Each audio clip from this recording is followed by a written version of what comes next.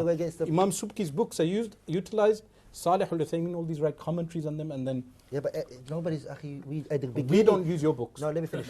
Yeah, you do. I don't. Yeah, you use our Quran. But carry on. Astaghfirullah. No, that's low blow. Low blow. Okay, you take that back. Okay, take that back. No, okay. Because we're both Muslim. Okay, I didn't. We don't consider you kuffar. Wallahi, I didn't mean that. Wallahi. Kalamullah. For example, the differences between the Brayalwiya and the Deobandiyya and the Ahlul Hadith, Ahlul Sunnah, Salafiyun is not a fiqhi rulings that we're differing upon. It's not like Hanafiyya, Shafi'iyya, Malikiyya, Hanabila. That's not what the difference here. The difference here is Sunnah and Bid'ah. The Brayalwiya and the Deobandiyya are Ahlul Bid'ah.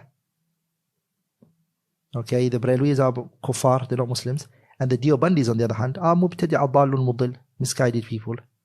Anyone who attributes that belief and that ideology is mubtadi'a, is a misguided individual.